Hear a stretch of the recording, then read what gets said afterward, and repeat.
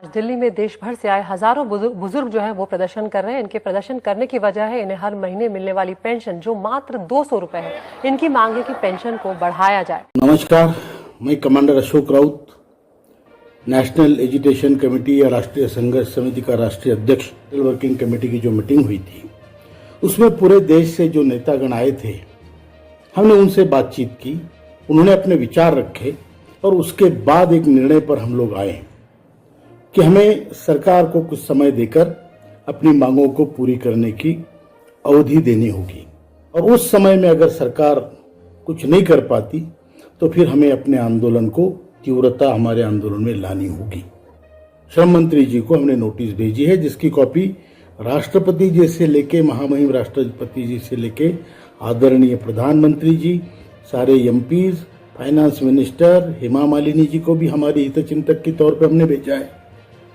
हमने उस नोटिस में उनको 15 दिन का समय दिया है। अगर 15 दिनों में हमारी मांगे पूरी नहीं हुई तो हमने आंदोलन का ऐलान कर दिया है। एक तो पूरे देश में रास्ता रोको होगा,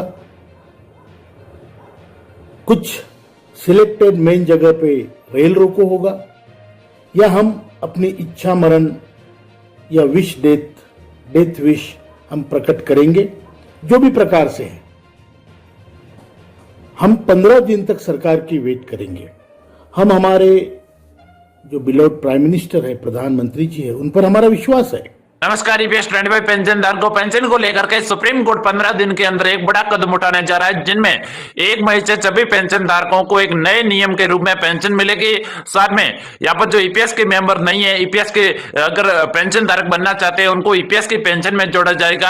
आप एक ईपीएस के पेंशन धारक है, पेंशन लाभार्थी है, तो आपको 1 मई से एक नई पेंशन के रूप में आपको पेंशन दी जाएगी। पेंशन बढ़ोतरी भी करेंगी, लेकिन अगर पेंशन बढ़ोतरी नहीं हुई तो 15 दिन के बाद में कमांडर अशोक राउत 3 प्रकार का बड़ा आंदोलन करने जा रहे हैं, जिनमें भूख हड़ताल, साथ में रास्ता रोको आंदोलन, रेल रोको आंदोलन, बड़े आंदोलन करने जा रहे हैं। कमांडर अशोक राउत ने सरकार को चेतावनी देते हुए 3 बड़े आंदोलन करने की घोषणा कर दी है। 15 दिन के बाद में 1 मई 2023 को अगर आप लोगों की पेंशन है वो नहीं बढ़ोतरी हुई तो एक बार फिर कमांडर अशोक राउत बड़ा कदम उठाने जा रहे हैं आंदोलन प्रदर्शन का। लेकिन अगर नए पेंशन धारकों को ईपीएस की धारक ईपीएस की इस नियम में जोड़ा जाएगा, जो पेंशन धारक है, पेंशन लाभार्थी, और एक नए नियम और नए रूप में आपकी पेंशन बढ़ोतरी की जाएगी, यह सुप्रीम कोर्ट का कहना है। साथ में ईपीएफओ ने जो आंकड़े जारी किए थे उस आंकड़ों को रद्द कर दिया गया है। जो ईपीएफओ ने जो आंकड़े जो जारी किए थे उनमें कई पेंशनरों को 2000 रुपए पेंशन मिलने का अनुमान था और कई पेंशनरों को 9000 रुपए, कभी पेंशनरों को 1500 रुपए, 1000 रुपए पेंशन,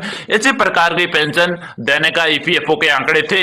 लेकिन अब सुप्रीम कोर्ट ने ये जो फैसला लिया है 1 मई को, यह फैसला आपको बहुत बड़ा आपके जीवन में लाभदायक हो सकता है, क्योंकि जो ईपीएस के पेंशन धारक है, पेंशन लाभार्थी है, वो लगातार दिल्ली के अंदर आंदोलन प्रदर्शन कर रहे हैं। और सुप्रीम कोर्ट ने जो 1 मई का फैसला लिया है, 1 मई के अंदर 1 मई के दिन सभी पेंशन धारकों को नए नियम, और ईपीएस के मेंबर नहीं है तो उनको ईपीएस के मेंबर बनाए जाएंगे और पेंशन बढ़ोतरी की जाएगी। ये आपके लिए बहुत महत्वपूर्ण है। जिनमें आप एक ईपीएस के पेंशन धारक है या फिर पेंशन लाभार्थी है तो आपके लिए भी बहुत बड़ी खुशखबरी है कि अब आपकी जो ईपीएस की पेंशन है, पेंशन की टेंशन कटेगी और पेंशन बढ़ोतरी की मांग दिल्ली के अंदर लगातार की जा रही है।